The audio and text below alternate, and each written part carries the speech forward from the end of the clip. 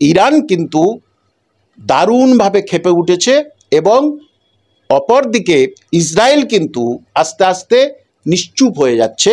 ইসরায়েলের প্রধান শহর একেবারে বিধ্বস্ত থেকে বিধ্বস্ত হয়ে গেছে। সম্প্রতি ইসরায়েল প্যালেস্তাইন যুদ্ধ থেকে এবার ইসরায়েল ইরান যুদ্ধেই পরিণত হয়েছে।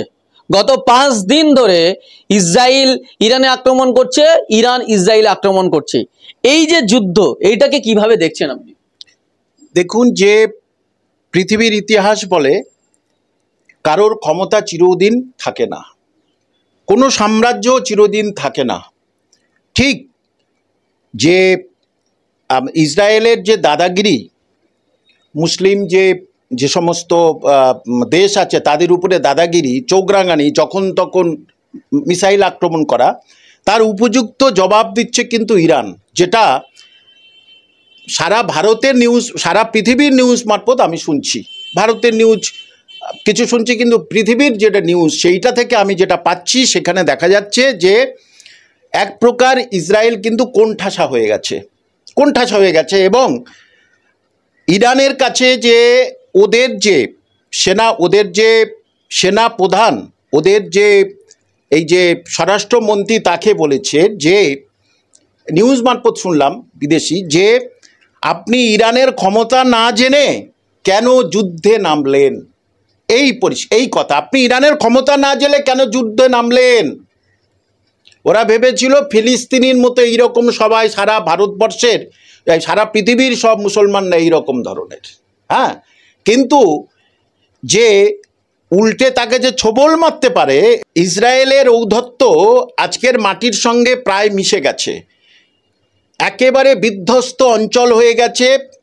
মানে ইসরায়েলের প্রধান শহর একেবারে বিধ্বস্ত থেকে বিধ্বস্ত হয়ে গেছে এবং তাদের মানুষগুলো, তারাও কিন্তু কান্নাকাটি করছে। যেমন ফিলিস্তিনের মানুষরা, তারা মসজিদে গিয়ে ওপেন হাত তুলে কান্নাকাটি করছিল আল্লাহর কাছে। এদের যে উপাসনালয়, সেখানে দেখা যাচ্ছে এরা কিন্তু কান্নাকাটি করছে, ওদের গডের কাছে কান্নাকাটি করছে। এটা আমার কথা নয়, বিদেশি নিউজ চ্যানেল থেকে এই জিনিসগুলো আমি দেখছি। কারণ ইন্ডিয়া, বাংলাদেশ, পাকিস্তানের নিউজ চ্যানেল করলে সেটা অনেকে বিশ্বাস নাও করতে পারে। সুতরাং যে যদি এখানে কেউ হস্তক্ষেপ না করে, তাহলে কিন্তু আর বেশি দিন লাগবে না একে শায়েস্তা করতে, মানে ইসরায়েলকে শায়েস্তা করতে ইরানের আর বেশি দিন লাগবে না। হ্যাঁ, ইরানেরও ধ্বংস হয়নি, তা বলে ধ্বংস হয়েছে, কিন্তু সেখানেও ইসরায়েলেরও ধ্বংস হয়েছে। ইসরায়েল তো ছোট, তাহলে তার কিছু বাদ আছে তার শহরের। এইবারে অলরেডি চীন হুঁশিয়ারি দিয়ে দিয়েছে, আমেরিকা যদি এখানে নাক গলায় তাহলে কিন্তু চীন ছাড়বে না এবং রাশিয়াও ছাড়বে না।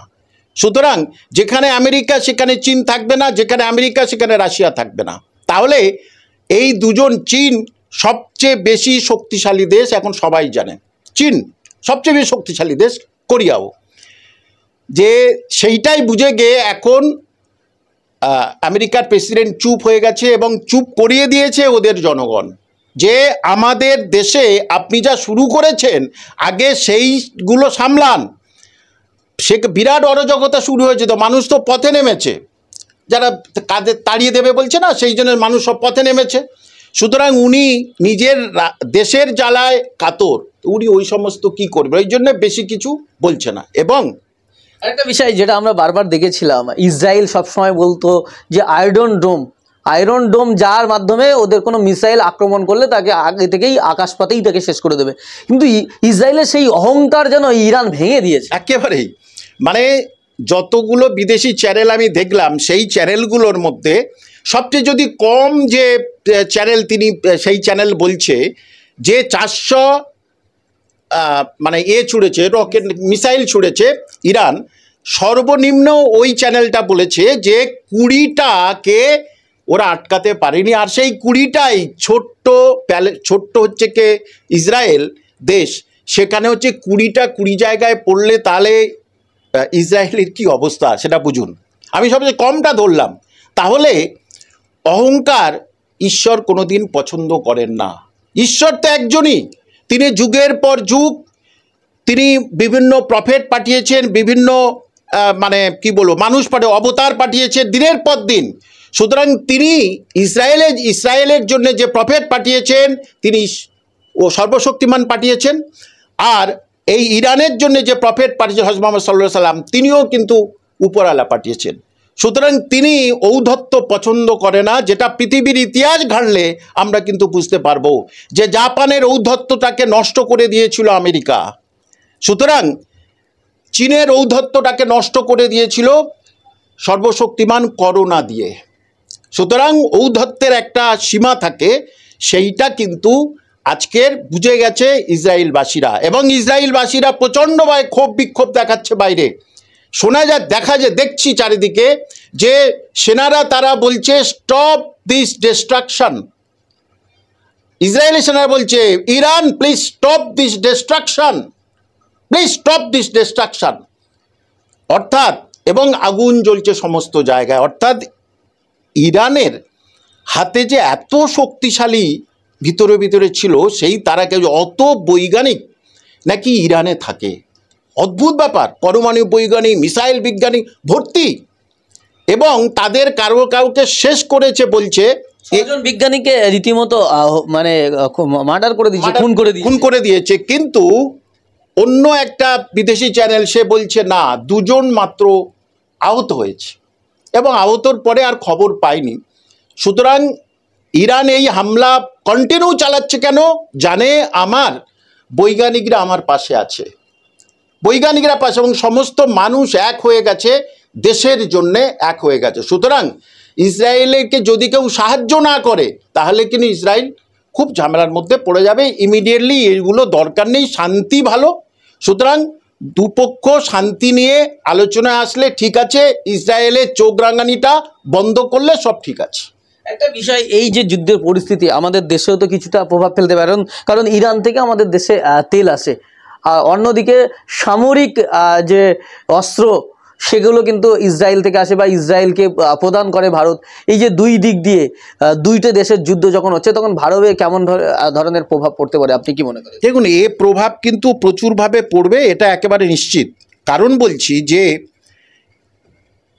যে জায়গা থেকে ছোট্ট একটা ক্যানেল, যে জায়গা থেকেই ওই মানে ইসলামিক কান্ট্রিগুলোর, মানে মেডিটেরিয়ান সির আশেপাশে যে কান্ট্রিগুলো, সেখান থেকে যে তেল আসে, সেই জায়গা খুব ছোট্ট একটা জায়গা, মাত্র 31 কিলোমিটার। সেই জায়গাটা একটা খাল মতো, সেটার নামটা আমি এই মুহূর্তে ভুলে গেছি। সেই জায়গা থেকেই কিন্তু এই ভারতে তথা অন্যান্য দেশে কিন্তু তেল আসে, এবং যে কোনো সময় কিন্তু ওরা বন্ধ করে দিতে পারে।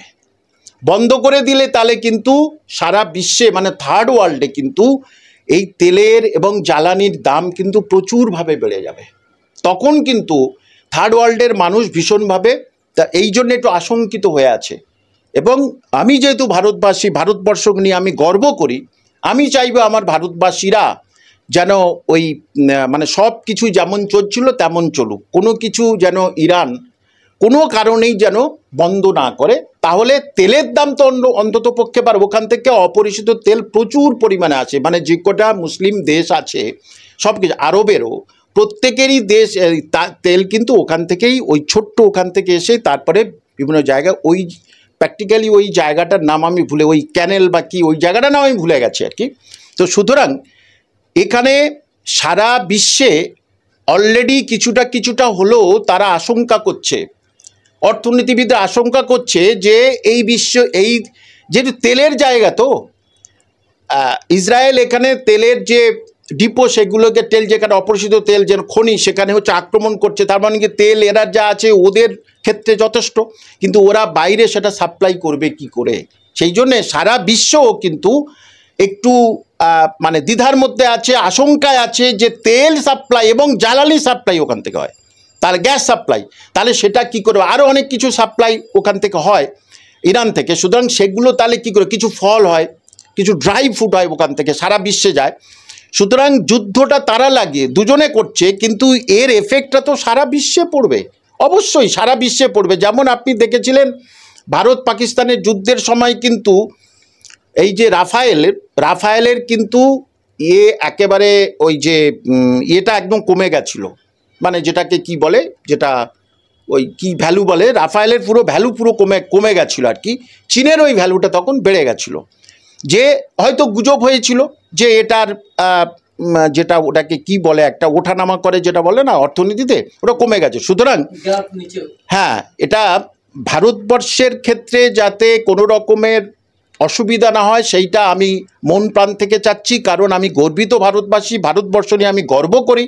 সুতরাং ভারতবর্ষের উপরে যেন এর কোনো এফেক্ট না হয়, কারণ ইরান হচ্ছে কি কোনো দিন কারোর প্রতি কিছু বলেনি, ভারতের প্রতিও কিছু বলেনি, কারোর প্রতি কিছু বলেনি, কারণ ইরান এত যে শক্তিধর দেশ হয়েছে সেটা বিশ্ব কিন্তু আজ বুঝে গেল।